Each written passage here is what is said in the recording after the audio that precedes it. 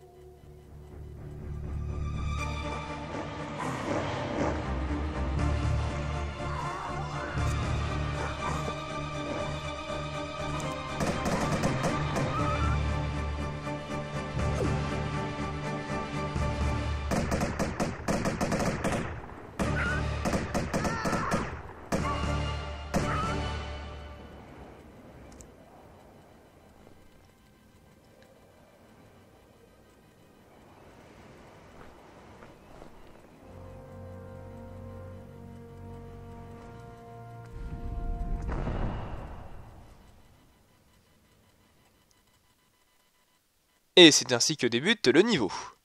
Bien alors là c'est bien parce que je vais avoir plein de trucs à dire. Et c'est parti, on commence tout de suite avec les fonctions.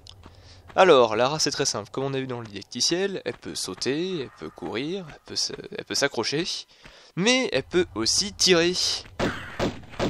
Un peu comme ça. Tiens attendez j'en profite pour vérifier un petit truc. Le son... Ouais d'accord. Ok. Alors, je vais vous expliquer quelques trucs. Alors là, on est au menu de sélection. Donc là, par exemple, on a que nos simples pistolets qu'on a actuellement, avec munitions infinies, hein, bien évidemment, parce que sinon ce serait pas drôle. Et voici le seul et unique objet du jeu qui ne vous servira à rien.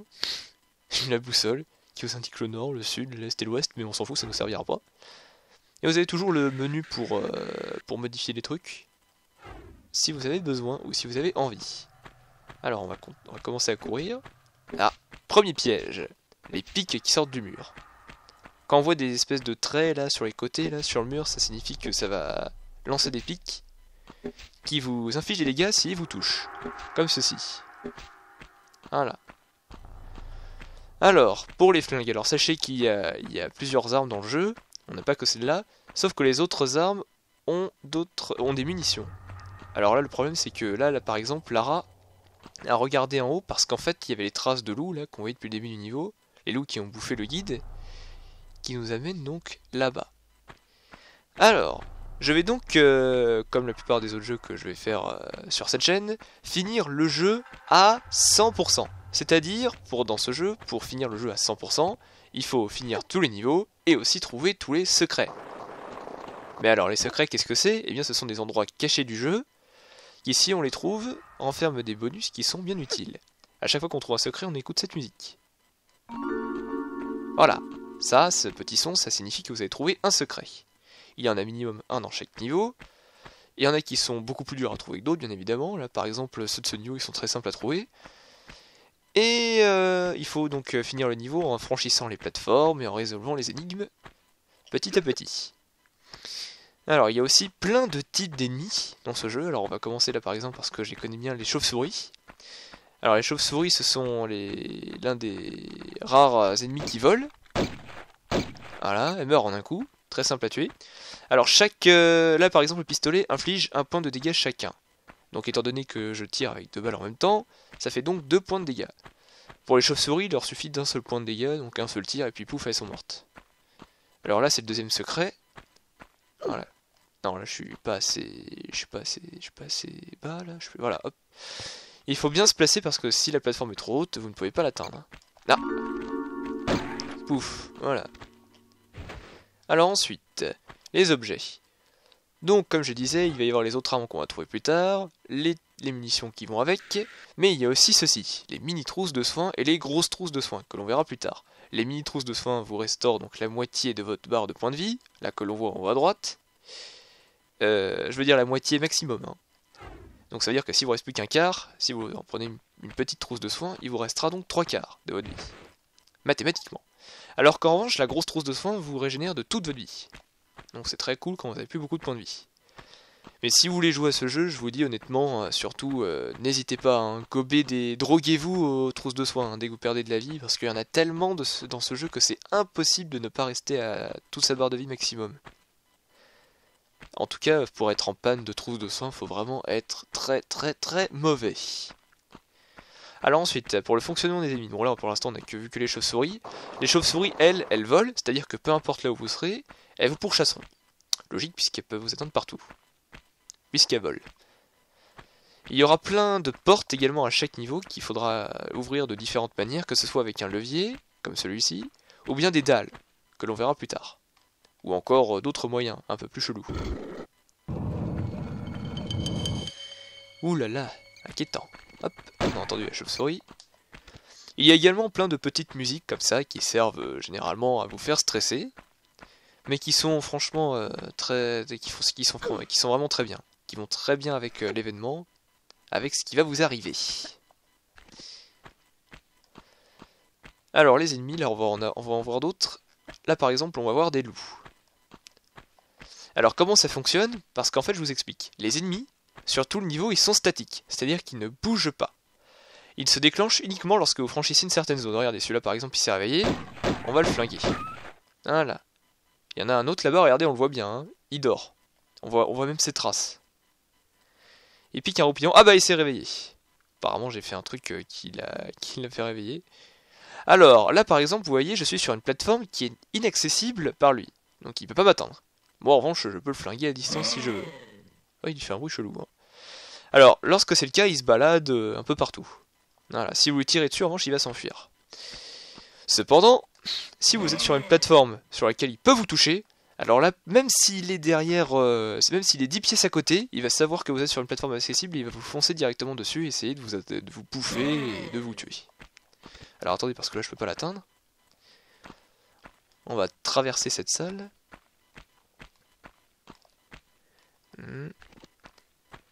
Je pense que là d'ici je devrais la voir. Où est-ce qu'il s'est planqué? Où es-tu? Où es-tu? Où il bug?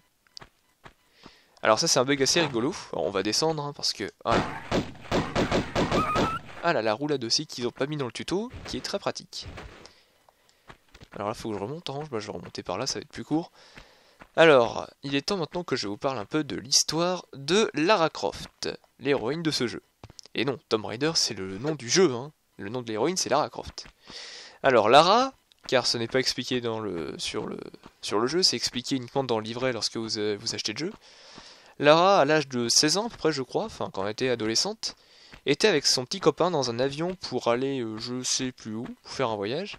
Et pas de chance, l'avion s'est crashé et elle est la seule survivante. Et c'est là qu'elle a dû se battre pendant plusieurs semaines dans la jungle, je sais plus où, pour survivre. Elle s'est démerdée, elle a vécu un peu comme les hommes de Cro-Magnon. Ouh, l'ours pas gentil. Donc elle a vécu toute seule dans la forêt hein, pendant 2 semaines. Elle a vécu comme un sauvage. Et c'est là qu'elle s'est rendue compte qu'en fait sa passion c'était l'exploration, la découverte, etc. Les grands voyages. Et c'est ainsi qu'elle va faire plein de voyages d'affilée. Voilà, ça c'est fait. Et donc, à chaque fois qu'elle va faire un long voyage, elle va écrire un livre dessus, où elle va raconter ce qui s'est passé pendant le voyage. Et donc, elle va devenir célèbre grâce à ça. Alors ça, vous voyez, par exemple, c'est une dalle qui active la porte qui est juste derrière moi. On la voit bien. Hein. Voilà, hop. Voilà. Donc, elle va devenir célèbre grâce au voyage qu'elle va raconter dans ses livres. Et donc, Natla, Jacqueline Natla pour être précis, la présidente de l'entreprise Natla Technologies, a entendu parler de cette Lara et de ses exploits. Et donc, elle va envoyer un de ses hommes à l'hôtel impérial de Calcutta, comme vous l'avez vu dans la vidéo d'intro de l'épisode précédent. Et donc le gars il lui dit tiens regarde je connais tes exploits et tout, ma patronne te cherche, elle veut te confier une mission. Donc voilà, donc là il ouvre l'ordi et c'est là que Natla lui dit en face par ordinateur, ah bah tiens, petite pause, ça c'est un triangle bleu, c'est uniquement sur PlayStation et Saturn, c'est ce qui permet de sauvegarder, alors que sur PC et Mac vous pouvez sauvegarder quand vous voulez. Donc je disais donc, Natla confie une mission à Lara, qui est de ramener qui est de ramener un bibelot dans le tombeau de Qualopec, au Pérou. Donc Lara accepte, parce que pour elle c'est une nouvelle aventure, c'est exploration, etc. Elle est contente, et donc elle accepte la mission. C'est donc là qu'elle engage un guide, pour là dans les montagnes du Pérou, pour le guider jusqu'à des portes, là comme on l'a vu, qui est censé l'amener au tombeau de Qualopec.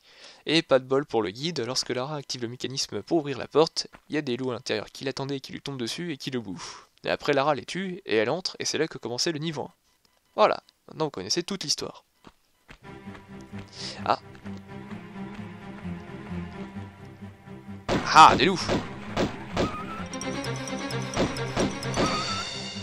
Bon, les loups sont très faciles à buter, hein.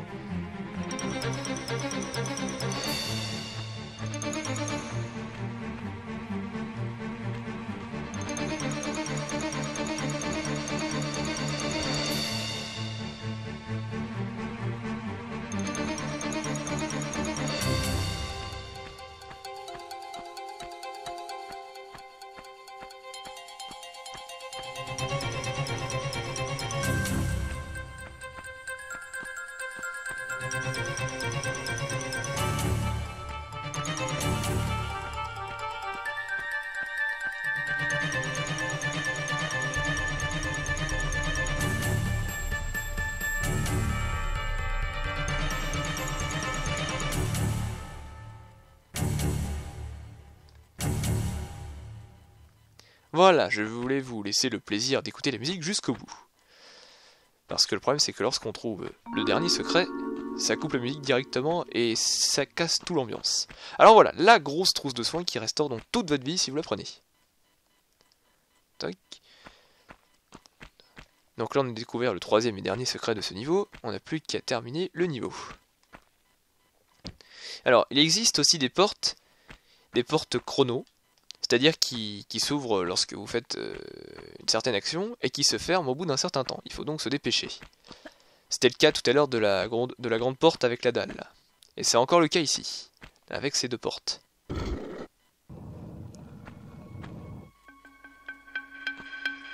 Toujours les musiques aussi rassurantes.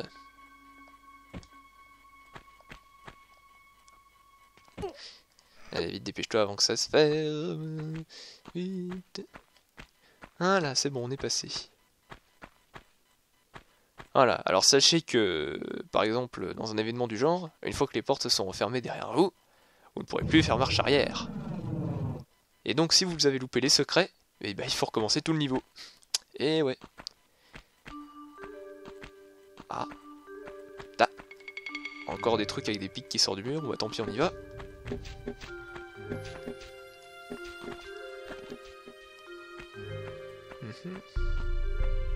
Ah tiens, des dalles qui se... Oh! Alors ça, ce sont des dalles cassantes. Des dalles qui, lorsque vous marchez dessus... Voilà, ça tombe. Alors la plupart sont des pièges, mais certaines d'entre elles sont obligatoires pour continuer dans le niveau, hein. Comme celle-ci. Alors, je vais vous parler aussi vite fait des armes. Alors c'est très simple, la visée c'est automatique, dès qu'il y a un ennemi dans l'angle de vue de Lara, elle le vise, et vous n'avez plus qu'à appuyer sur le bouton pour tirer, et le reste se fait tout seul. Oupi, on continue, on arrive à la fin. Ah, une grosse trousse. Là. Ah, encore un loup. Ça c'est fait.